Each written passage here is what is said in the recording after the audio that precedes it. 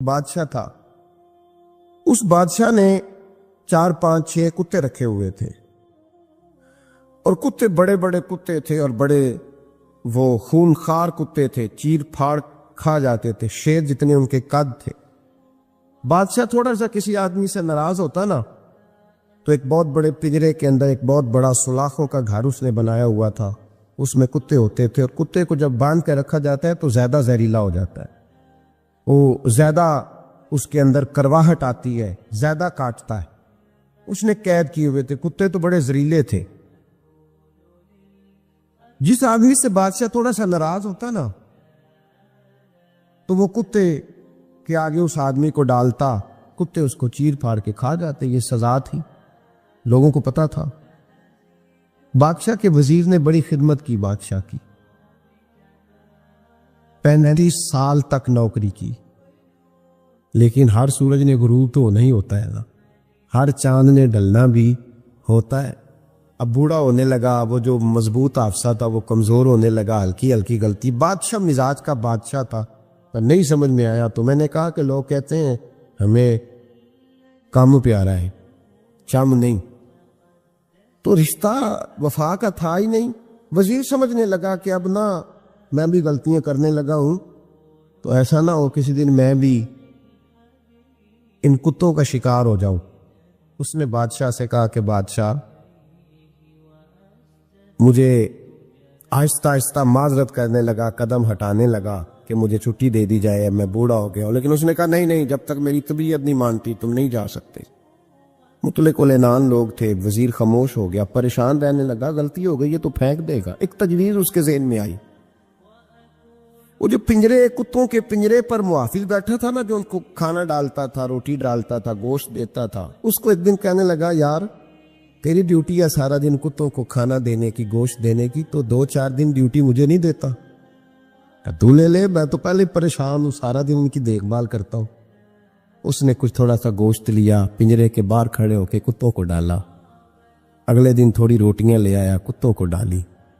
2 4 دن، ہفتہ، مہینہ، سال بھر، جتنا اس کو موقع ملا وہ دن بھر خدمت کرتا. بس وقت ایک دن آ گیا، بادشاہ کو کوئی بات اچھی نہ لگی. اس نے کہا اس بڈھے کو اٹھاؤ اور ڈالو کتوں کے پنجرے میں. ساری زندگی یہاں رہا، اسے ابھی تک نہیں پتا چلا میرے مزاج کا. جب اٹھا کے پنجرے میں ڈالا نا، تو بجائے اس کے کہ کتے اسے کاٹ کھاتے، وہ اس کے پیر چومنے لگے. وہ پیر چومنے لگے، ہاتھ چومنے لگے، چاٹنے لگے. تو بادشاہ سامنے کھڑا تھا نظارہ دیکھنے کو کہ چیر پھاڑ کرتے تو خوش ہوا کرتا تھا، خونخوار درندے جیسی اس کی طبیعت ہو گئی. جب دیکھو پیار کر رہے ہیں، تو بادشاہ وزیر سے کہنے لگا یہ کیا ہے؟ تو وزیر رو پڑا، کہنے لگا تو سیاستدان تھا تو میں بھی سیاستدان تھا، ساری زندگی سیاست کی، لیکن دنیا داروں کے ساتھ رہا، تو انجام یہ ہوا کہ مجھے اس پنجرے میں ڈال دیا گیا. دیکھ تو بہت بڑا سیانہ تھا اور میں بھی سمجھدار تھا، وزیر رہا، لیکن ہمارا روح کا رشتہ نہ بن سکا. ارے ہم سے تو یہ کتے ہی اچھے نکلے. تیری 40 35 سال خدمت کی تو تو نے کتوں کے آگے ڈال دیا. انہیں تو چند مہینے روٹی ڈالی ہے، میرے وفادار ہو گئے. چند مہینے روٹی، جنہ تنا وچ عشق نہ رچیا کتے نہ تھی چنگے. جنہ تنا وچ عشق نہ رچیا کتے نہ تھی چنگے. مالک دے کر راکھی کر دے صابر بھوکے ننگے. حضور نے فرمایا آؤ میں تمہیں پچھلے زمانے کے ایک ایماندار نوخیز ولی اللہ کی بات سنو. پچھلے زمانے، حضور نے فرمایا پچھلے زمانے میں ایک بادشاہ جادو کے زور پہ حکومت کرتا. جب وہ ایک جادوگر اس نے رکھا ہوا تھا تو جادوگر اس کو جادو بتاتا، وہ جادو کے زور پر حکومت کرتا. جادوگر بوڑھا ہو گیا تو کہنے لگا بادشاہ کو نوجوان میرے پاس بھیج دے، اب میں بوڑھا ہو گیا ہوں، میرا پتہ کوئی نہیں کب مر جاؤں. ایک نوجوان کی ڈیوٹی لگائی، بڑا زیرک سمجھدار، اپنے رعایا میں سے چن کے جو ذہین فطرت مزاج بچہ تھا وہ اس نے لگایا. اللہ کے محبوب علیہ الصلوۃ والسلام فرماتے ہیں بچہ جادو سیکھنے لگا، وقت گزرنے لگا. بچہ جب جادو سیکھنے جاتا تو رستے میں ایک راہب بھی تھا جو انجیل جانتا تھا. وہ اللہ اللہ سکھاتا، لوگوں کو حضرت عیسیٰ علیہ السلام کی تعلیمات سے آگاہ کرتا. اس نے دیکھا کہ یہاں بھی لوگ کٹھے ہیں، تو وہ بچہ اس راہب کے پاس بھی اس میں بیٹھنے لگا۔ اب جب اس کے ساتھ اس کی گفتگو بڑھنے لگی تو اس کو باتوں میں لذت آنے لگی۔ اس نے راہب نے پوچھا کہ تو کون ہے اور کس طرح سے آیا ہے، کیا تیرا معاملہ ہے؟ اس نے کہا جی میں جادو سیکھنے جاتا ہوں، آپ کی باتیں مجھے بڑی اچھی لگتی ہیں۔ اس نے کہا دین سیکھ، جادو سیکھنے والے کافر ہو جاتے ہیں، قرآن و حدیث سیکھنے والوں کو اللہ کامل ایمان عطا فرماتا ہے۔ فرمایا یہ سیکھ۔ بچہ بیٹھنے لگا، اس کے پاس آنے لگا، باتیں دل میں گھر کرنے لگی۔ ایک وقت آیا کہ مسلمان ہو گیا۔ اور مسلمان کیسے ہوا؟ بچہ کہتا ہے میں تجربہ کر کے ہوا۔ اب میں تھوڑا سا وقت جادوگر کے پاس بھی جاتا اور باقی سارا وقت وہاں بیٹھتا۔ میں ایک دن جا رہا تھا تو رستے میں اژدہا تھا، بہت بڑا سانپ تھا، رستہ روک کے کھڑا تھا۔ یہ حضور نے بیان کی حدیث۔ نبی پاک صلی اللہ علیہ وسلم فرماتے ہیں، بچہ کہتا ہے کہ رستے کے اندر سانپ ہے، رستے بند ہے، لوگ چھتوں درختوں پہ چڑھے ہیں، راش ہے۔ کہتے چھوٹا سا روڑا میں نے اٹھایا تو میں نے کہا اللہ اگر جادوگر سچا ہے تو اسے مار دے۔ چھوٹا سا روڑا میں نے پھینکا، اژدہا کوئی نہ مرا۔ پھر چھوٹا روڑا اٹھایا، میں نے کہا اللہ اگر وہ عالم سچا ہے تو اسے مار دے۔ اب جب میں نے روڑا مارا تو اژدہا مر گیا۔ میرے اندر سے گواہی آئی، نئی دین کی باتیں سچی ہیں، نئی قرآن کی باتیں اسلام سمجھانے کے لیے عرض کر رہا ہوں۔ اگرچہ اس دور میں انجیل اللہ رسول کی باتیں اچھی ہیں۔ کہتے میں مسلمان ہو گیا، اب میں نے راہب کے پاس ہی رہنا شروع کر دیا، جادوگر کے پاس چھوڑ دیا اس بچے نے آنا۔ بادشاہ پوچھتا کہاں زیادہ وقت گزارتے ہو؟ تو بات گول کر دیتا۔ وقت تیزی سے بڑھنے لگا، اللہ نے اس نوجوان میں طاقت پیدا کر دی۔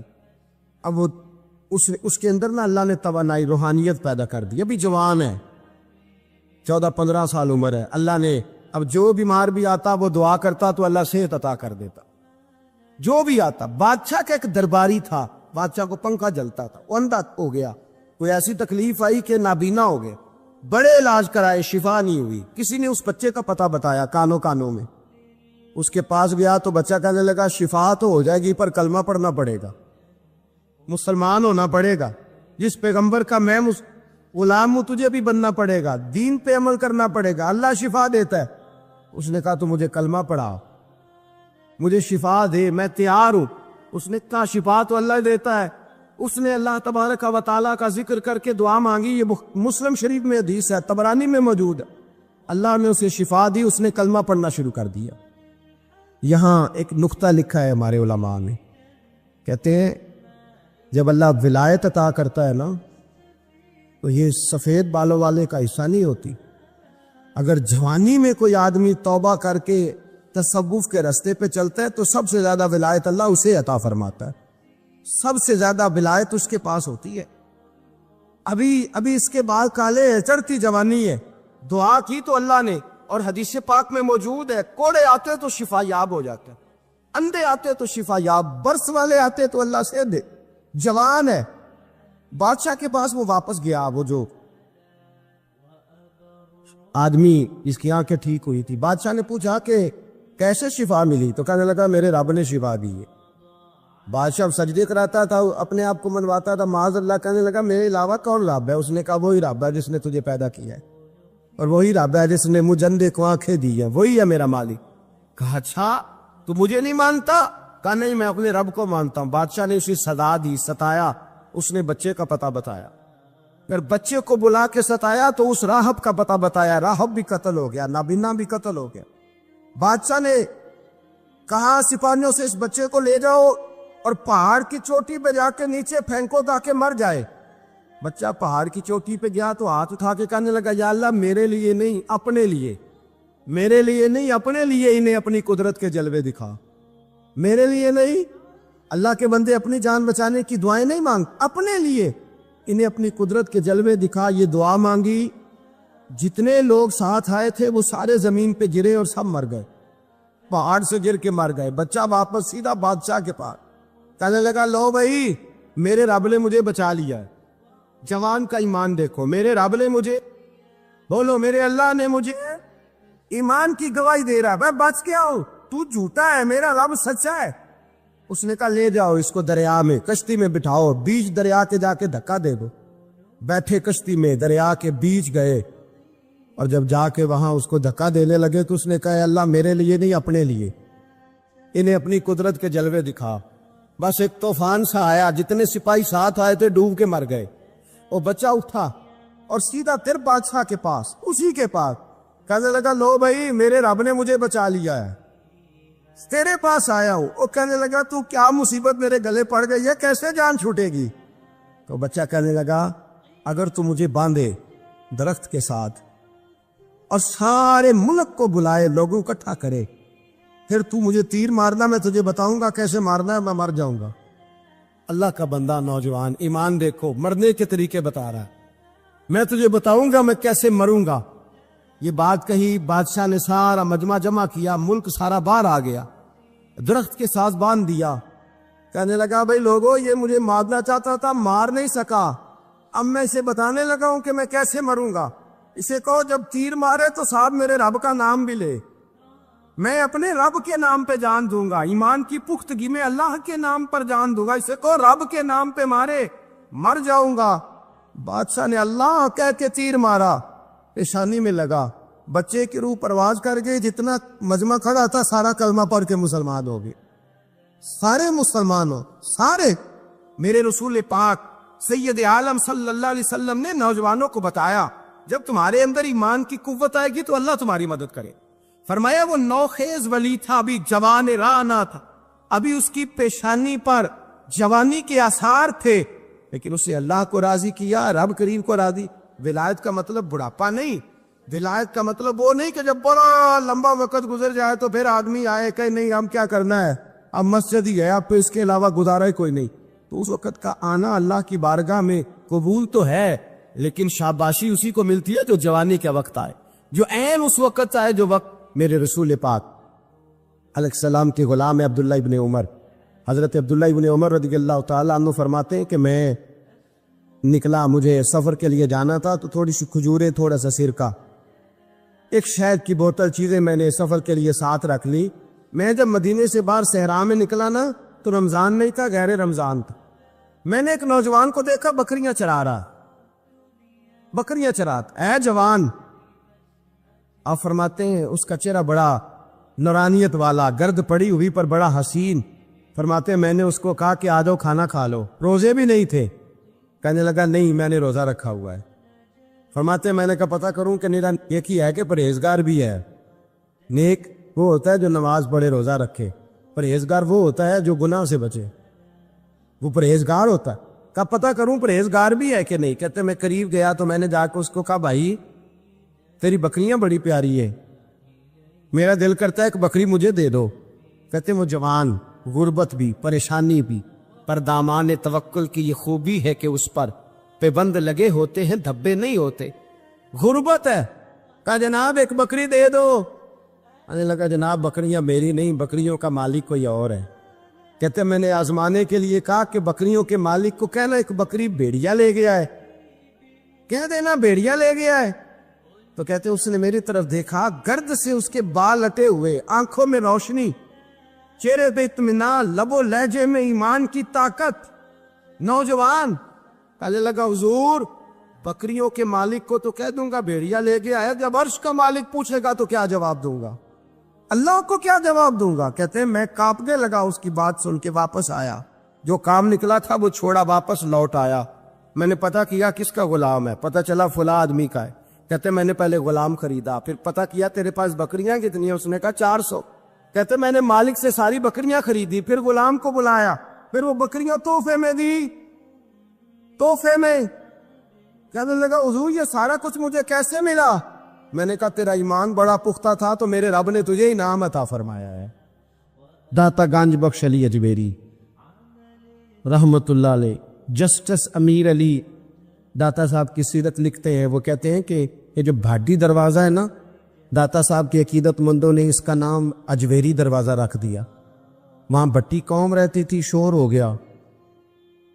راجہ جے سنگھ سربراہ تھا لاہور کا، اسے شکایت لگائی گئی کہ آج اگر اجویری نام پہ دروازہ ہے تو کل اور ناموں پہ بھی دروازہ ہوگا۔ لوگوں نے آ کے اس کو راجہ کو شکایت کر دی کہ جناب دیکھیں جی انہوں نے اجویری نام رکھ دیا ہے۔ اب یہ جہاں جو عقیدت مند تھے نا جی داتا صاحب کے، وہ بھی تیار ہو گئے کہ بھئی ہمارے بزرگ وہاں آتے جاتے، داتا صاحب عصر کی نماز پڑھ کے باہر آئے، کیا مسئلہ ہے بھئی؟ کہا جناب یہ بھٹی قوم زمانے سے آباد ہے، اس کا نام بھاٹی دروازہ ہے، آپ کے عقیدت مند کہتے ہیں اجمیری دروازہ رکھنا ہے. تھاتا صاحب ہنس پڑے اور پہلے تو نظر اپنے عقیدت مندوں پہ ڈالی. فرمانے لگے پتر تختیاں بدلنے سے انقلاب نہیں آیا کرتے, پٹیاں بدلنے سے لوگ ٹھیک ہوں گے. فرمایا اگر تمہارے اندر طاقت ہے تو ہندوؤں سکھوں کے دل بدلو تاکہ یہ محمد عربی کے غلام بن جائیں. یہ تختیاں بدلنے کا کیا معنی ہوگا؟ پھٹیاں بدلنے سے تم لوگوں کو تبدیل کر دو گے کہ تختی بے نام آ گیا.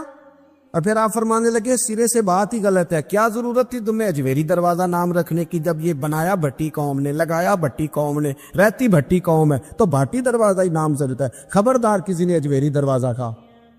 داتا صاحب یہ کہہ کے اندر آ گئے, اپنے مریدوں اور اپنے نام کے خلاف فیصلہ دے کے. کرے نا تھوڑی جرتیں آج بھی کوئی ایک تو ہو جو اپنا نام پیچھے کرے. حضرت داتا صاحب رحمت اللہ علیہ اپنا نام پیچھے کر کے عقیدت مندوں کے خلاف فیصلہ دے کے اندر آ گئے. رات گزر گئی, لوگ بڑے مد و جزر میں تھے. سویرے کیا ہوگا؟ صبح راجہ جے سنگھ بھی آیا, 150 آدمی بھٹی قوم کا اور آیا, سارے کے سارے مدینے والے کا کلمہ پڑھ کے مسلمان ہو گئے. ہم جو کرنے جا رہے ہیں, جو بوجھ ہم نے ناموں کے اوپر ڈال دیا ہے اور جس طرز سے ہم آگے بڑھ رہے ہیں, یہ کوئی آگے جانے والا طریقہ تو نہیں ہے نا. آپ لوگوں کو اپنی گفتگو کے جلال سے جیتیں گے. آپ کا کردار, آپ کا اخلاق, آپ کی وفاداری, آپ کی معاملہ فہمی, آپ کا حق پہ ہونا, آپ کا سچ بولنا, آپ کے ہاتھوں میں عدل کا ترازو ہونا, یہ لوگوں کو آپ کے قریب کرتا ہے. لوگ کبھی بھی آپ کی شخصیت کے سحر میں مبتلا نہیں ہوتے. لوگ جب بھی مبتلا ہوتے ہیں وہ آپ کے کردار کے حسن میں مبتلا ہوتے ہیں. اگر آپ روحانی طور پر بیمار ہوں, آپ کے اندر حسد کی بیماری لگ جائے, تو حسد کا سادہ ترجمہ کریں, پنجابی ترجمہ کریں, اپنی زبان میں ترجمہ کریں تو حسد کا معنی جلنا ہے. تو جس بندے کا اندر جل رہا ہو وہ سکون میں ہوتا ہے. اندر آگ لگی ہو حسد کی تو وہ بندہ قرار پائے گا. بہت بڑی بیماری ہے. لوگ کہتے ہیں پتہ نہیں مجھے کیا ہے. پتہ ہے آپ کو, پر آپ توجہ نہیں کر رہے. تکبر ایک بیماری ہے. تکبر والا بندہ دل کی جگہ روڑا رکھ لیتا ہے, پتھر, تو اندر بندے کا سخت ہو جائے. وہ ہمارے ہاں لوگ کہتے ہیں کہ میری نا ٹانگوں میں بڑی درد ہے, تو پنجابی کہتے ہیں کھلیاں پہ گئی ہیں. وہ کیا ہے جی؟ کہتے ہیں سخت ہو گئی ہیں ٹانگیں, چلا نہیں جاتا. ٹانگیں سخت ہو جائیں تو گزارا نہیں ہوتا, تو دل سخت ہو جائے تو. اب میری بات کو سمجھیں. ہمارے اندر نا بیماریاں ہیں, ہم وہ کڑتے رہتے ہیں, وہ جلتے رہتے ہیں, وہ تکبر میں آ جاتے ہیں. عداوت ہے, بغض ہے, کینہ ہے, ماننے کو تیار نہیں ہوتے.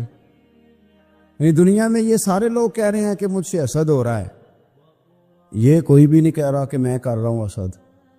تو اگر سب سے ہو رہا ہے تو وہ بندہ کہاں ہے جو کر رہا ہے؟ سب کہتے ہیں کہ بڑا تکبر آ گیا جی لوگوں میں, تو وہ لوگ کدھر ہیں جی جو تکبر کر رہے ہیں؟ وہ بھی, اس کو بھی تو ماننا چاہیے نا میں کرتا ہوں. تو یہ ساری بیماریاں, جسمانی, بلڈ پریشر, شوگر اور ہیپاٹائٹس اور معاذ اللہ کینسر, اور یہ سب بیماریاں روحانی بھی جسمانی بھی, تو یا اللہ جائیں کدھر؟ فرمایا وَنُنَزِّلُ مِنَ الْقُرْآنِ مَا هُوَ شِفَاءٌ وَرَحْمَةٌ لِّلْمُؤْمِنِينَ. فرمایا میں نے جو تمہیں قرآن عطا فرمایا ہے نا, تو اس میں مومنوں کے لیے شفا بھی ہے اور رحمت بھی ہے.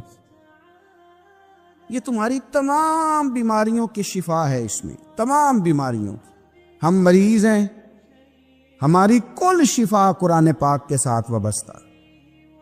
اور اگر صحیح طبیب تک بندہ نہ جائے تو پھر وہ ساری زندگی بیچارہ الجھا رہتا ہے, اسے کامیاب علاج میسر نہیں آتا. اس میں جسمانی, حضرت عائشہ صدیقہ رضی اللہ تعالیٰ عنہ فرماتی ہیں میں نے نبی پاک صلی اللہ تعالیٰ علیہ وآلہ وسلم کو نا مرض وصال تک دیکھا ہے, حضور کے وصال تک, کہ حضور قرآن پاک کی آخری 2 سورتیں پڑھ کے سورت فلق اور ناس اپنے ہاتھوں پہ پھونکتے تھے, پھر جسم پہ ملتے تھے.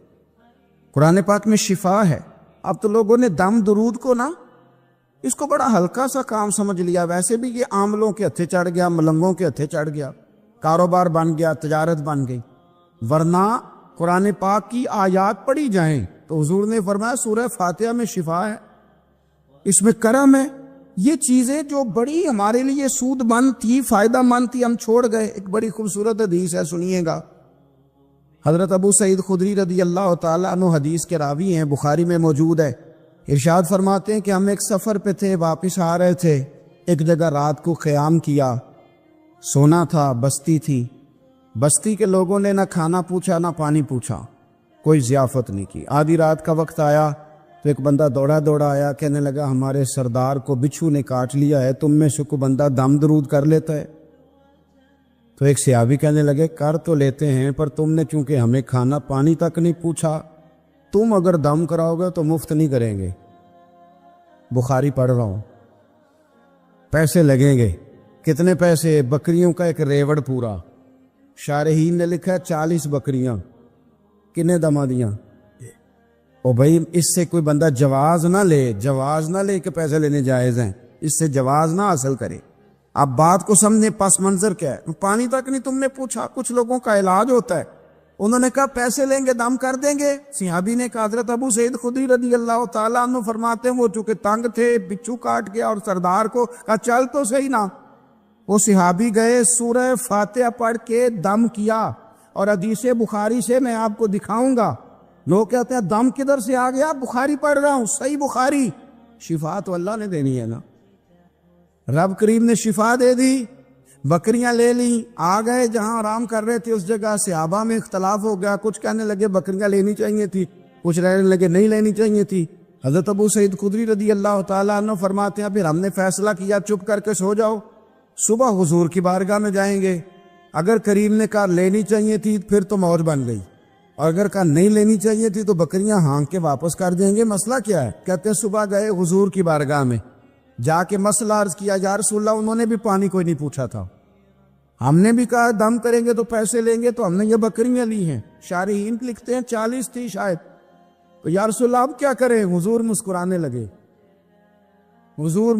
لگے۔ جس کے گچھے سے لچھے جڑے نور کے، ان ستاروں کی نزہت پہ لاکھوں سلام، اور جس کی تسکین سے روتے ہوئے ہنس پڑے، اس تبسم کی عادت پہ لاکھوں سلام، اور ان کی باتوں کی لذت پہ بے حد درود، ان کے خطبے کی ہیبت پہ لاکھوں سلام۔ حضور مسکرانے لگے اور مسکرا کے پوچھا اچھا پڑھا کیا تھا؟ یا رسول اللہ سورہ فاتحہ۔ فرمایا سکھائی کس نے تھی؟ کہا یا رسول اللہ آپ نے۔ فرمایا پھر آدھی بکریاں میری ہیں آدھی تمہاری ہیں، اور میرا حصہ نکالو نا بھائی۔ تو قرآن پاک میں شفا ہے، قرآن حکیم میں بڑے سے بڑا مجرم ہو، کافر ہو، فاسق ہو، ایک حدیث مشکات میں موجود ہے، اس کو آپ نے دل پہ لکھ لینا ہے چونکہ معاملہ دل کا ہے۔ نبی پاک صلی اللہ تعالی علیہ وسلم نے فرمایا جس طرح بارش میں پڑے لوہے کو زنگ لگ جاتا ہے، اس طرح دل کو زنگ لگ جاتا ہے۔ تو کہتا ہے میں بور ہو رہا ہوں پتہ نہیں کیا ہے، اور زنگ لگ گیا دل کو۔ تو کہتا ہے جناب میں پتہ نہیں سارا کچھ ہے پر دل پریشان ہو، بھئی اس کو زنگ لگ گیا ہے۔ ہم کہتے ہیں یار پتہ نہیں کیا بات ہے، پریشانی ہو، بھئی دل کو زنگ لگ گیا ہے۔ کریم فرمانے لگے جس طرح بارش میں پڑے لوہے کو زنگ لگ جاتا ہے، اس طرح دلوں کو بھی زنگ لگ جاتا ہے۔ حضور دل کو زنگ لگ جائے تو کیا کریں؟ تو حضور فرمانے لگے ایک موت کو یاد کرو اور ایک قرآن پاک کی تلاوت کیا کرو۔ قرآن تمہیں زنگ سے شفا دے دے گا، اس کو پڑھو گے تو تمہیں لطف آئے گا۔ اور قرآن پاک کو نا جب بندہ پڑھتا ہے نا، تو حضرت مولا علی شیر خدا نے فرمایا تھا قرآن پاک کبھی پرانا نہیں ہوگا، جب بھی پڑھو گے نیا مزہ ہی آئے گا، نیا سرور ہی آئے گا، نئی کیف۔ بڑے بڑے کٹر کافر قرآن پاک سنتے تھے نا۔ ایک دن عتبہ کہنے لگا ابو جہل سے اور دیگر لوگوں سے کہ بڑی ہو گئی لڑائی، بڑی ہو گئی بحث، اس طرح کرتا ہوں میں جا کے نہ تو محمد ابن عبداللہ صلی اللہ، میں جا کے بات کرتا ہوں حضور سے۔ عتبہ آ گیا، کہنے لگا میں مذاکرات کرتا ہوں۔ صاحب نے کہا چل تو سیانا آدمی ہے، سمجھدار ہے، چلا جا۔ جا کے نہ تو وہی باتیں جو وہ ہمیشہ کرتے تھے۔ نبی کریم علیہ السلام سے کہنے لگا ہم سارے آپس میں ہیں، برادری ہے، قبیلہ ہے، ایک شہر ہے، پھر بھی لڑائیاں شروع ہو گئی ہیں۔ جو آپ کا کلمہ پڑھتے ہیں وہ الگ ہو گئے، جو ہمارے معاذ اللہ طریقے پہ ہیں وہ الگ ہیں، تو کوئی بات چیت نہ کر لیں بیٹھ کے۔ تو حضور نے فرمایا کرو نا۔ کہنے لگا اگر آپ سرداری چاہتے ہیں تو ہم دیتے ہیں، اور اگر آپ مال و دولت چاہتے ہیں تو معاذ اللہ ہم دیتے ہیں، جو آپ کہتے ہیں ہم کرتے ہیں۔ کسی طرح کا بھی آپ کا مطالبہ ہے تو ہم پورا کرنے کو تیار ہیں، تو آپ بتا دیں، ہم وہ کر دیتے ہیں۔ وہ بڑی اس نے لمبی چوڑی تقریر کی، جتنی آفریں گنا سکتا تھا گنوائیں۔ کریم خاموش رہے۔ جب اس کی بات پوری ہو گئی تو حضور فرمانے لگے میں بھی کچھ بولوں؟ کہنے لگا بولیں۔ میرے نبی پاک نے قرآن پاک پڑھنا شروع کر دیا، چند آیتیں پڑھی، کھڑا تھا بیٹھ گیا، پھر اٹھ پڑا، کبھی ادھر جاتا ہے کبھی ادھر آتا ہے۔ حضور نے تلاوت ختم کی، کہا کوئی بات کرنی ہے؟ کہنے لگا نہیں، مجھے اجازت دے دے۔ واپس گیا، جب گیا نا تو ابو جہل دور سے دیکھ کے کہنے لگا جو گیا تھا وہ تو عتبہ تھا، اور یہ جو آ رہا ہے یہ کوئی اور ہے، یہ کوئی اور ہے، یہ وہ نہیں ہے جو گیا تھا۔ واپس آیا تو کہا کیا طے ہوا؟ کہنے لگا یار طے کیا کرنا ہے، میں نے شاعر بھی دیکھے، کاہن بھی دیکھے، جادوگر بھی دیکھے، میں نے زمانہ گھوما ہے، پر جو قرآن وہ پڑھتے ہیں وہ بندے کا کلام نہیں، وہ رب کریم کا ہی کلام ہے، وہ اللہ کا کلام ہے، تم نہیں مقابلہ کر سکتے، تم باز آ جاؤ، وہ تمہارے بس کی بات نہیں۔ تیرے آگے ہیں یوں دبے لچے فصحا عرب کے بڑے بڑے، کوئی جان منہ میں زبان نہیں بلکہ جسم میں جان نہیں، اور کروں تیرے نام پہ جان فدا، نہ بس ایک جان دو جہاں فدا، میرا دو جہاں سے بھی نہیں جی بھرا، میں کروں کیا کروڑوں جہاں نہیں۔ تو فیل بن عمر دوسی مکہ شریف آئے تجارت کے لیے، پہلے بھی آیا کرتے تھے، کہتے ہیں میں بہترین شاعر تھا، مکے آیا سامان بیچتا تھا، کچھ خرید کے لے جاتا تھا۔ ابو جہل مجھے کہنے لگا تو ہمارا دوست ہے، پرانا سجن ہے، تیرا آنا جانا ہے، اور تجھے یہاں اس شہر میں چونکہ تو ہمارا مہمان ہے تو ہر بات سے آگاہ کرنا ہمارا ذمہ داری ہے۔ یہاں ایک شخص ہے محمد ابن عبداللہ، محمد ابن عبداللہ صلی اللہ تعالی علیہ وسلم اعلان نبوت کرتے ہیں، اور معاذ اللہ شاعر ہیں، جادوگر ہیں، ان کی تو نے بات نہیں سننی۔ کہتا میں نے کہا مجھے کیا ضرورت ہے، میں نے چند ہفتے ٹھہرنا ہے، مال بیچنا ہے، کچھ خریدنا، چلے جانا ہے، مجھے کیا ضرورت؟ کہا اچھا میں نہیں سنوں گا بات۔ کہتا مجھے نظر آئے کئی دفعہ حضور، اور جہاں حضور ہوتے تھے میں قریب ہی نہیں جاتا تھا۔ کہتے ایک دن نہ حرم شریف میں سادے سے کپڑے اور پاؤں میں سونے جوتے اور سر پہ یوں امامہ کے جیسے فرشتے بھی جھک جھک کے زیارت کرتے ہیں۔ کہتے ہیں کہ نور بھرے کیفیات حضور تشریف لائے، اور تشریف لا کے رسول کائنات علیہ السلام حرم کعبہ کے ساتھ ٹیک لگا کے بیٹھ گئے، سر سے لے کر پاؤں تک تنویر ہی تنویر ہے۔ حضور تشریف فرما ہوئے، قرآن پاک پڑھنے لگے۔ میں جب حضور کے قریب سے گزرتا تھا تو کانوں میں روئی دے کے گزرتا تھا، پر طفیل کہتے ہیں آج نہ تھوڑی سی آواز میرے کانوں میں گئی، قرآن پڑھا محبوب نے۔ اور ویسے بھی کیا کمال ہوگا جب یاسین والے نبی خود یاسین پڑھتے ہوں، جب طٰہٰ والے نبی اپنی زبان سے طٰہٰ کی تلاوت کرتے، وَالضُّحَىٰ وَاللَّيْلِ إِذَا سَجَىٰ، جن کے بارے میں آیا جب وہ تلاوت کرتے ہوں، الم نشرح لک صدرک، جن کے سینے کی تعریف اللہ نے کی، جب وہ ان آیتوں کی تلاوت کرتے ہوں گے تو کیا شان ہوگی۔ جن کو رب کہے وَلَسَوْفَ يُؤْتِيكَ رَبُّكَ فَتَرْضَىٰ، حبیب تجھے اتنا دوں گا کہ تو راضی ہو جائے گا۔ تو جب حضور خود یہ آیتیں پڑھتے ہوں گے تو انداز کیا ہوتا ہوگا۔ کہتے ہیں وہ تھوڑی آیتیں سنی، پر قربان جائیں میرا تو کوئی دل ہی بدل گیا۔ میں بڑا بہترین شاعر تھا، لفظوں کے تراشے مجھے خوب آتے تھے، الفاظ کے بام و در سے میں آگاہ تھا، اچھا ادب میں جانتا تھا، پر میں نے کہا یہ کلام، یہ انداز، لو انزلنا هذا القرآن على جبل لرأيته خاشعا متصدعا من خشیۃ اللہ، یہ انداز پتھروں پہاڑوں پہ جائے تو وہ ریزہ ریزہ ہو جائیں۔ کہتے ہیں تھوڑا سا پڑا قریب نے، اور پھر نظریں جھکائے ہوئے حضور اپنے گھر گئے، سرکار چلے تو میں پیچھے پیچھے، حضور گھر میں چلے گئے تو میں نے دروازے پہ دستک دی، باہر آئے، سلام لی۔ میں نے کہا محبوبہ وہ جو آپ پڑھ رہے تھے تھوڑا اور نہیں سنا دیتے، تھوڑا اور نہیں تلاوت کر دیتے؟ کہتے ہیں رسول پاک نے نا پھر قرآن پڑھنا شروع کیا۔ میں کبھی بیٹھتا تھا کبھی اٹھتا تھا، جب حضور نے تلاوت مکمل کی تو میں نے آگے بڑھ کے ید اللہ والا ہاتھ تھاما اور دست مبارک پکڑ کے کہا سونیا، یہ مجھے کہتے تھے نہ سننا، میں نے زمانہ دیکھا ہے، میں کوئی عام آدمی نہیں، میں سردار ہوں، میں نے دنیا دیکھی ہے، مجھے قسم ہے جو آپ کی زبان سے نکل رہا ہے وہ بشر کا کلام نہیں، آپ مجھے کلمہ پڑھائے، میں مسلمان ہونا چاہتا۔ بڑے بڑے کفل ٹوٹے۔ حضرت عمر بھی آئے تو آئے قرآن کی تاثیر کی برکت سے۔ حضرت صدیق اکبر نہ اپنے گھر کے سین میں بیٹھ کے قرآن پاک پڑھتے تھے تو رویا کرتے تھے، روتے تھے۔ مکے کے کچھ سردار کٹھے ہو کے نبی کریم کی بارگاہ میں گئے، کہنے لگے ایک تو صدیق اکبر کو منع کریں کہ قرآن اونچا نہ پڑھا کریں، اور اگر اونچا پڑھنا ہے تو پھر ان سے کہیں پڑھ کے رویا نہ کرے۔ حضور نے فرمایا اپنے گھر میں بیٹھ کے پڑھتا ہے، روتا ہے، تمہیں کیا ہے؟ یا رسول اللہ، یہ ابو بکر صدیق جب قرآن پاک کی تلاوت کر کے روتے ہیں نا تو ہماری بچیاں بھی رونے لگتی ہیں، ہماری عورتیں گھر کا کام کاج چھوڑ کے تو صدیق اکبر کے دروازے پہ کھڑی ہو کے روتی رہتی۔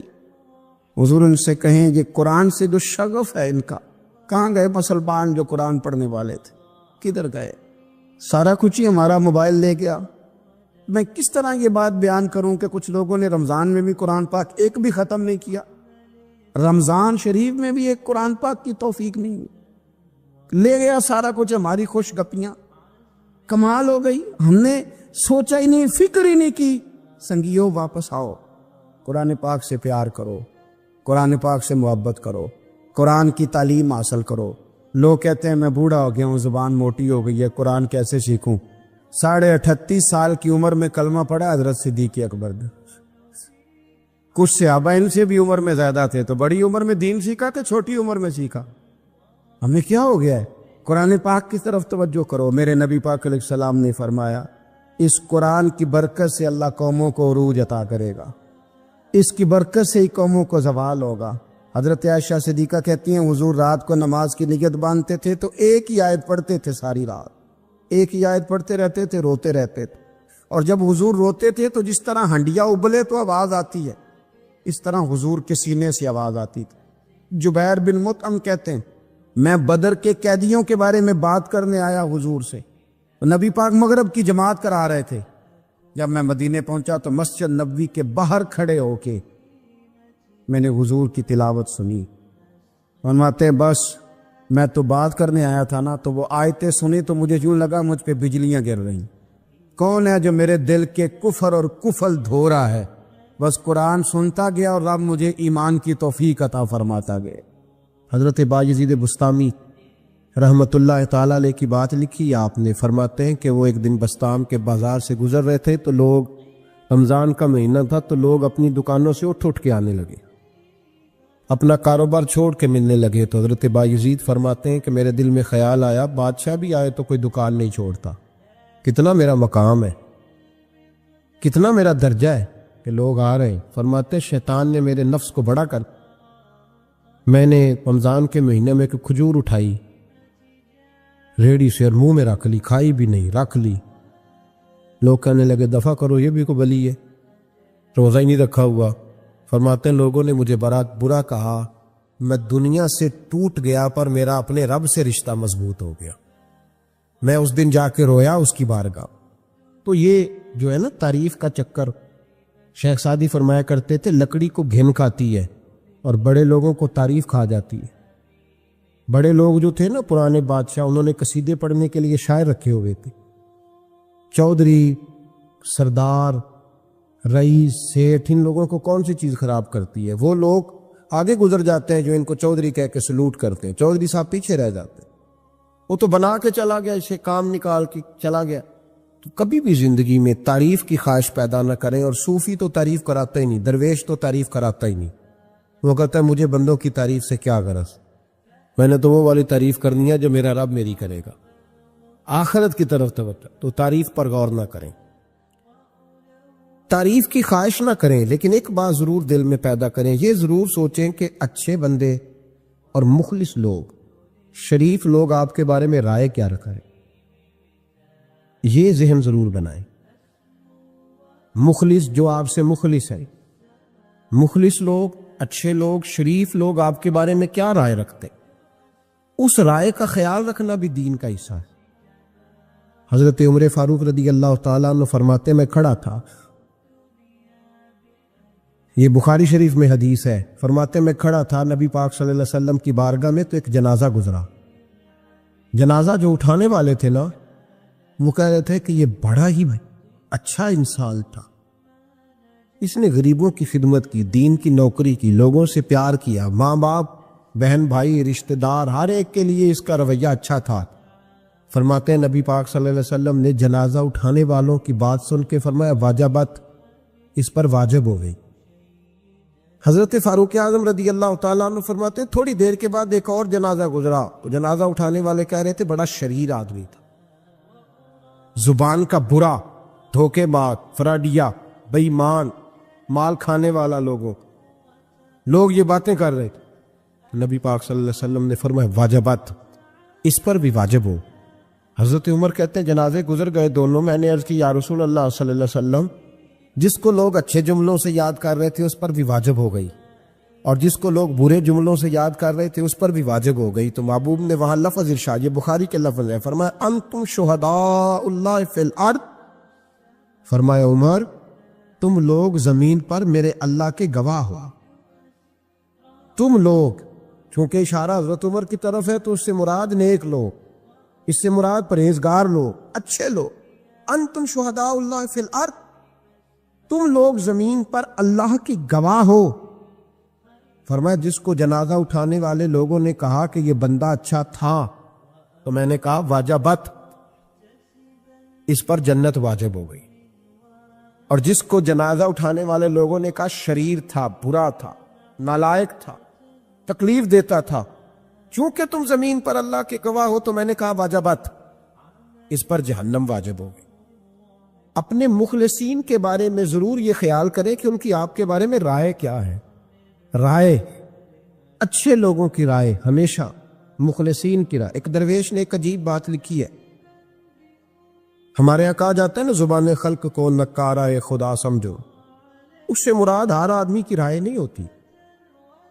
بہت سارے لوگ تو حسد میں آ کے بھی باتیں کرتے ہیں، ان کی رائے یہاں مقصود نہیں، مخلصین کی، خیر والے لوگ ہوتے اچھے۔ کچھ لوگ تو ایسے ہوتے ہیں جن کی کسی کے بارے میں بھی رائے ٹھیک نہیں ہوتی، وہ جب بھی بات کرتے ہیں یا حسد کی بنیاد پہ کرتے ہیں یا بغض اور کینے کی، ان کی بات نہیں۔ لیکن باقی جو خیر والے لوگ، مثبت جو طبقہ ہے، جو اچھی سوچ کا حامل، وہ ہمیں پتہ ہوتا ہے کون سا بندہ کس طرح کا۔ ایک درویش کہتے ہیں کہ ایک دفعہ طوفان آ گیا ہماری بستی میں، تیز طوفان، تو ایک آدمی بہت بڑے درخت کے نیچے کھڑا تھا، تو ایک شخص نے اس کو کہا بھائی طوفان بڑا سخت آنے والا ہے، پتہ نہیں کیا بنے گا، گھر چلا جا۔ اس نے کہا میرا اللہ مجھے بچا لے گا۔ ایک اور بندہ دور سے دوڑا آیا، اس نے کہا بھائی تو شاید خیال نہیں کر پا رہا، طوفان آنے والا ہے بڑا سخت، بڑا سخت، بڑا تیز طوفان آنے والا ہے۔ ہاں تیز طوفان آئے گا، گھر چلا جا، بچ جائے گا۔ اس نے کہا میرا اللہ بچائے گا۔ پھر ایک تیسرا شخص آیا جو اس سے پیار کرتا تھا، اس نے بھی یہی جملے کہے، کہا گھر لوٹ جا، طوفان تیز ہے، تو بچ جائے گا، ورنہ پتہ نہیں کیا بنے گا۔ تین لوگوں نے پیغام دیا، اس نے تیسرے کو بھی کہا میرا اللہ مجھے بچائے گا۔ اب وہ لوگ تو چلے گئے، اچانک طوفان تیز آیا، درخت کا ایک بہت بڑا حصہ ٹوٹا، موٹی لکڑی ٹوٹی، اس کے سر پہ لگی، بندہ انتقال کر گیا۔ لوگ بحث کرنے لگے کہ اس کا تو یقین ہی بڑا کامل تھا، اس نے تو 3 دفعہ کہا تھا میرا اللہ مجھے بچائے گا، پھر مر کیسے گیا؟ تو وہ درویش اٹھے، وہ کہنے لگے وہ جو 3 پیغام اسے ملے تھے نا گھر چلے جا، وہ رب کی طرف سے ملے تھے۔ وہ جو 3 مخلصین نے اسے آ کے کہا تھا نا کہ بچ جا اس گلی سے، تو وہ بھی آوازیں قدرتی تھی، وہ بھی اسے اللہ، دیکھے نا رب کریم کوئی زمین پر اتر کر سامنے کھڑے ہو کر تو کلام نہیں نہ کرتا، وہ کسی نہ کسی رنگ میں، کسی نہ کسی انداز میں اپنے بندوں کو کسی نہ کسی وسیلے سے پیغام دیتا ہے نا۔ تو وہ 3 پیغام جو آئے تھے تو اسے اس نے کیوں نہیں نکارا ہے خدا سمجھا، وہ گھر کیوں نہیں گیا؟ جب تیرا مخلص تجھے روز پیغام دیتا ہے کہ تو بچ جا اس گلی سے، تو اگر نہیں نہ بچتا تو پھر تو آواز قدرت پر لبیک نہیں کہہ رہا۔ اگر تیرا بڑا پیارا تجھے روز سمجھاتا ہے نا کہ یہ گلی چھوڑ دے، یہ تیرے والی نہیں، اور تو پھر بھی اسی گلی سے گزرتا ہے، تو پھر تو کچھ ایسی باتوں کو کچل رہا ہے جو تیرا بڑا نقصان کرے۔ بھائی مخلصین جب بات کریں تو ان کی بات کا خیال رکھ، غور کیا کر، تیرے مخلص تیرے بارے میں حضرت عبداللہ ابن عمر، حضرت عمر کے بیٹے تھے، حضرت حفصہ نبی پاک صلی اللہ علیہ وسلم کی زوجہ ہے، حضرت عمر کی بیٹی ہیں۔ ایک دن حضرت عبداللہ ابن عمر کہنے لگے حفصہ نبی پاک صلی اللہ علیہ وسلم سے پوچھنا ان کی میرے بارے میں کیا رائے ہے، اچھے لوگوں کا خیال کرنا۔ دیکھیں نا، حضرت ابو بکر نے ایک دن حضرت بلال سے کہا تھا حضور سے پوچھ کے بتانا، اور یار تم کبھی خیال ہی نہیں کرتا اس بات کا۔ فرمایا پوچھ کے بتانا ابو بکر کے بارے میں ان کی رائے کیا ہے، مطلب پوچھ کے بتا دو، پتہ تو چلے، ان سے بات کرنا۔ ہم نے کبھی سوچا ہے ہماری اماں ہمارے بارے میں کیا سوچتی ہے؟ کتنے بد نصیب ہیں وہ بیٹا جس کے ماں باپ اس سے بات کرتے ہوئے ڈرتے ہیں کہ پتہ نہیں کہاں سے بولے گا۔ کبھی ہم نے سوچا ہے کہ ہمارے اساتذہ اور مشائخ کا ہمارے بارے میں رویہ کس طرح کا ہے؟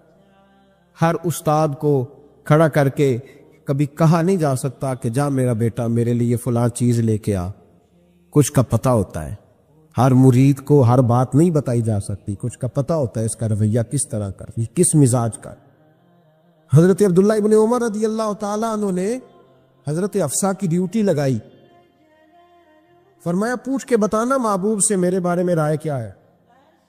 نبی پاک صلی اللہ تعالی علیہ وسلم شام کو گھر آئے تو وہ بہن تھی نا، انہوں نے تو کہا جب کبھی موقع ملے تو وہ بہن تھی، انہوں نے کہا موقع کی کیا بات ہے، میرے بھائی نے کام بتایا۔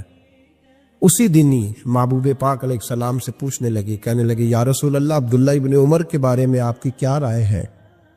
تو میرے محبوب علیہ السلام نے فرمایا عبداللہ لڑکا تو بڑا اچھا ہے تو رجل صالح نیک ہے، لیکن میں نے سنا ہے کہ عشاء پڑھ کے سوتا ہے اور فجر کی نماز تک سویا ہی رہتا ہے، وہ 2 نفل بھی تہجد کے نہیں پڑھتا۔ فرمایا یہ اس کی کمزوری مجھے پسند نہیں، یہ اس کا انداز مجھے بھلا نہیں لگتا، یہ خامی ہے اس کہ عشاء کے بعد غافلوں کی طرح بستر پہ لیٹتا ہے اور پھر فجر تک لیٹا ہی رہتا ہے، اس کو چاہیے کچھ وقت اٹھ کے رب کی عبادت بھی کرے۔ حضرت حفصہ کہتی ہے میں نے کہا کہ بھائی محبوب کہتے ہیں بندہ تو بڑا اچھا ہے پر فجر تک غافلوں کی طرح سویا رہتا ہے، رات پوے تے بے دردانو نیند پیاری آوے، درد مندانو یاد سجن دی ستے امیان جگاوے، اور ساون کی کالی راتوں میں جب بوندا باندی ہوتی ہے وہ راتوں کو اٹھ اٹھ روتے ہیں جب خلقت ساری سوتی۔ فرمایا وہ سویا رہتا ہے۔ تو حضرت عبداللہ ابن عمر کہنے لگے بہن تو گواہ ہو جا، آج کے بعد تیرے بھائی کی تہجد کبھی قضا نہیں ہوگی، میں وقت پہ پڑھا کروں گا، اس لیے کہ مجھے تو سرخ روح ہونا ہے آقا کی نگاہوں میں۔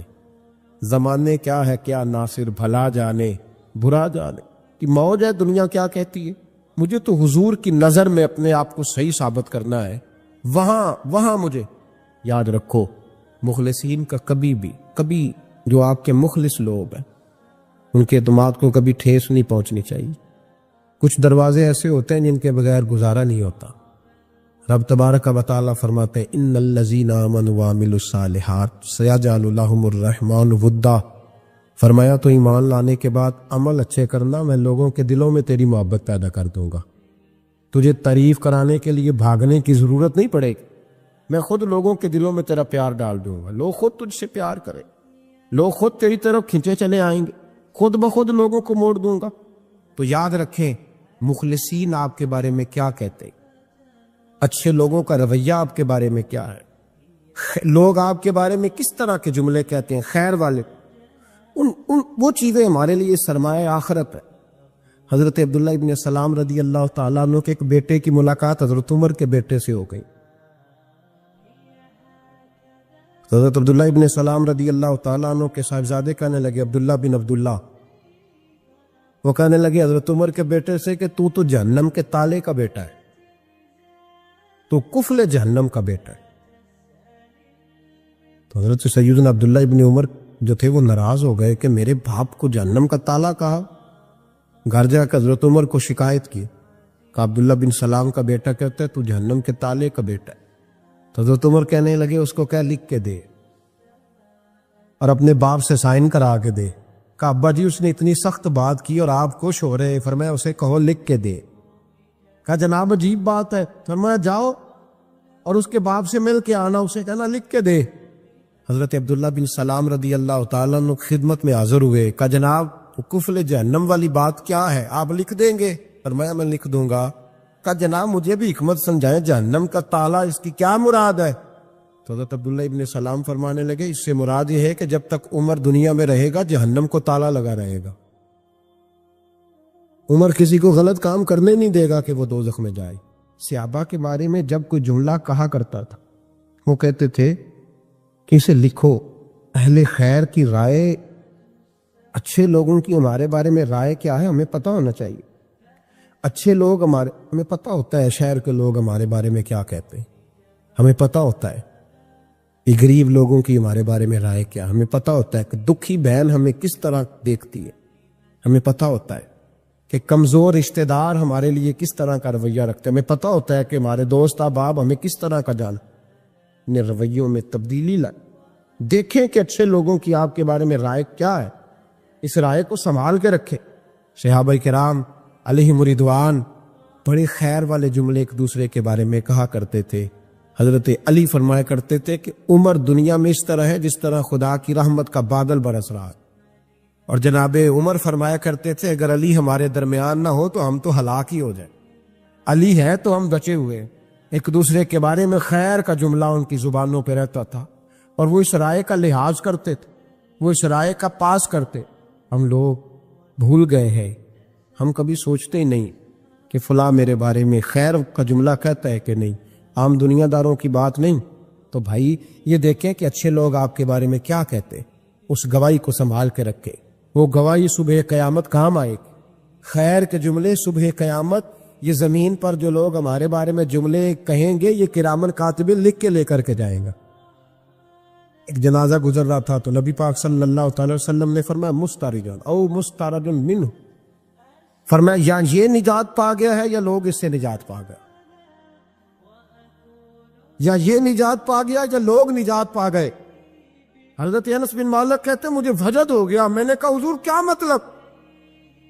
تو میرے محبوب پاک علیہ الصلوۃ والسلام نے فرمایا اگر تو یہ انسان اچھا تھا تو پھر آج نجات پا گیا ہے، اپنے خدا کی رحمت میں پہنچ گیا، اور اگر یہ برا تھا تو پھر دنیا اس سے نجات پا گئی۔ لوگوں کی جان چھوٹ گئی، لوگوں کی جان چھوٹ گئی، جان چھوٹ گئی۔ لوگ جنازوں پہ بھی کہتے ہیں اس نے بڑے قبضے کیے، اس نے بڑے ظلم کیے، اس نے بڑا کچھ، جنازوں پہ بھی لوگ باز نہیں آتے۔ اچھے لوگوں کی رائے کیا ہے یہ ہمیں یاد، کوئی کسی کونے سے نکل آتا ہے، کوئی کسی کونے سے نکل آتا ہے جنازے، یار یہ میرا بھی خیال رکھتا تھا، کوئی کسی کونے سے نکل کے کہتا ہے میری غریبی پر BC کا پردہ تھا، کوئی کسی کونے سے نکل کے کہتا ہے او بھائی میری پریشانیوں پہ BC کا پردہ تھا، کوئی کسی کونے سے۔ اس لیے رب کریم کے بندے جب دنیا سے جاتے ہیں تو عجیب ہی حالات ہو جاتے ہیں، ان پہ زمین بھی روتی ہے، آسمان بھی روتا ہے، اکھاں جدو میٹیاں زمانہ مینوں روے گا، اپنا تے اپنا بیگانہ مینوں روے گا، جدو نہ میں دسیا میں خاراں نوں میں خانے وچ جام ٹوٹ جان میں خانہ مینوں روے گا، کئی لک لک روڑ کے، کئی بک بک روڑ کے، گلیاں دا ایانا تے سیانا مینوں روے گا، اور میرے مرنے پہ ہر سو شور مچ جائے گا، دیکھو گے کہنے الوداع سرکار خود تشریف لائیں گے۔ تو یاد رکھیں اہل خیر کی ہمارے بارے میں رائے کیا ہے، اس کی ہمیں خبر ہونی چاہیے۔ اچھے لوگ ہمارے بارے میں کیا کہتے ہیں، یہ چیز ہمارے لیے سرمایہ ہونی چاہیے، ہم ان چیزوں کو یاد رکھنا چاہیے۔ ایک تو کبھی تعریف کی خواہش نہ پیدا کریں، ہاں اگر کبھی جانچنا ہو تو یہ ضرور دیکھیں کہ اللہ کے بندے، نیک لوگ، اہل خیر ہمارے بارے میں کیا کہتے ہیں۔ مولانا سردار احمد صاحب رحمت اللہ علیہ کے پاس نے ایک بوڑھی اماں اپنا بیٹا چھوڑ گئی،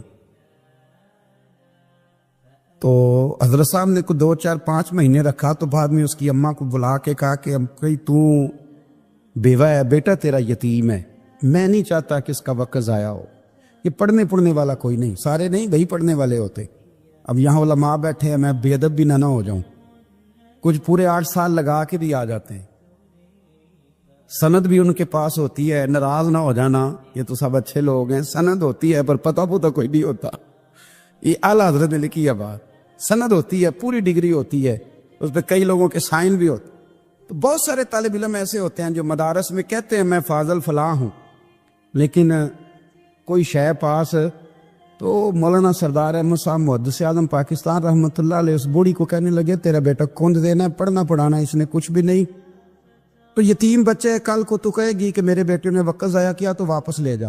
بوڑھی اماں رونے لگ گئی، کہنے لگی میں پڑھانے تو نہیں لائی تھی، میں تو آپ کو رب کا ولی سمجھتی ہوں، میں تو نوکری کرانے لائی تھی، نوکری۔ حضرت انس بن مالک کہتے ہیں میری اماں بھی حضور کی بارگاہ میں دے گئی تھی، حضور کی بارگاہ میں یہ نہیں کہا تھا کہ یا رسول اللہ پڑھا دیں، ہاں ہاں میں ذمہ داری سے بات کر رہا ہوں، یہ نہیں کہا تھا حضور مجاہد بنا دیں، یہ تھوڑی کہا تھا کہ یا رسول اللہ صلی اللہ تعالی علیہ وسلم سے مفسر محدث محقق مفتی بنا دیں۔ حضرت انس کی اماں کہہ گئی تھی سونیا جب تک یہ رہے گا نا آپ کی نوکری کرے گا، یہ گھر کے کام کاج کرے گا، ڈیوٹی کرے گا، حضور یہ آپ کی نوکری کرے گا۔ تو میرے محبوب نے پھر دعا کر دی اللہ اسے برکت عطا فرما۔ تو سمجھتا ہے خدمت والا خالی رہ جاتا ہے؟ جتنا ذائقہ خدمت والے کو ملتا ہے، جو اس کے نصیب میں آتا ہے، وہ کسی کا نصیب کہاں بھائی۔ حضرت انس کہتے ہیں حضور نے دعا کر دی برکت کی۔ مجھے تو کھیتی باڑی آتی بھی نہیں تھی، پر لوگوں کے باغ میں سال میں ایک دفعہ پھل لگتا تھا، میرے باغ میں 2 دفعہ لگتا تھا۔ حضور نے دعا کر دی یا اللہ اسے اولاد دے۔ فرماتے ہیں میرے بیٹے، میرے پوتے، میرے نواسے، میری بیٹیاں، فرماتے ہیں میں زندہ ہوں اور میری 100 اولادیں موجود ہیں۔ پریشان ہو گیا 100 سن کے کہ بچے 2 ہی اچھے، 100 اولادیں میری موجود ہیں۔ حضرت انس بھی مولانا سردار احمد صاحب کے پاس نہ چھوڑ گئی بچہ، کہنے لگی حضرت جی میں کو پڑھانے کے لیے تھوڑا چھوڑ گئی ہوں، میں تو اس لیے چھوڑ کے گئی ہوں کہ آپ مہربانی کریں خدمت کرائیں۔ تو حضرت جی کہنے لگے کوئی ایسا کام ہی نہیں، خدمت والا کیا کراؤں؟ کہنے لگے پٹھے پوا لیا کرو جی۔